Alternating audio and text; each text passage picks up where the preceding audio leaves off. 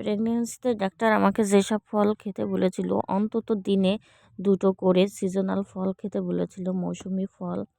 আবার বলেছিল খেজুর, পেয়ারা, কিশমিশ, কাজু বাদাম, চিনাবাদাম এগুলো যদি সামর্থ্যে থাকে তো খেতে পারো। আর যদি না হয় হাতের নাগালে যেসব ফল, পেয়ারা, কলা, সিজনাল মৌসুমি হাতের নাগালে অল্পতে যেটা পাবে অন্তত 2টো ফল খাবে, এটা বলেছিল।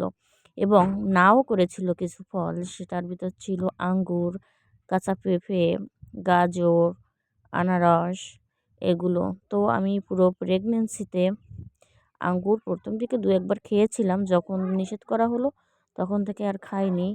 কিন্তু আনারস, কাঁচা পেঁপে এবং এগুলো গাজর এগুলো আমি প্রেগনেন্সির শুরুতে খাইনি, প্রথম 5 মাস তো খাইনি।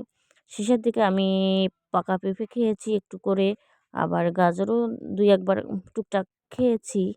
কিন্তু খুব বেশি না, যতটা আমি খেতে পারি 1 ফালি করে এরকম। যতটা আমার মনে হয়েছে এটা এতটুকুই এনাফ, ততটুকুই খেয়েছি। আসলে অনেক ফলই তো আছে, তো এই কটা ফল না খেলে কী বা হবে। তো আমি আর ঝুঁকি নেইনি আর আমি খাইনি। তো এখন তো শীতকাল, শীতকালে তোমার বড়ই পাওয়া যায়, এটা সচরাচর পাওয়া যায়। যাদের সামর্থ্য আছে, সামর্থ্য নেই, সবাই হাতের নাগালে এটা পেয়ে থাকে। এটা বড়ইটাও অনেক উপকারী, প্রেগনেন্সিতে খেতে পারো টুকটাক।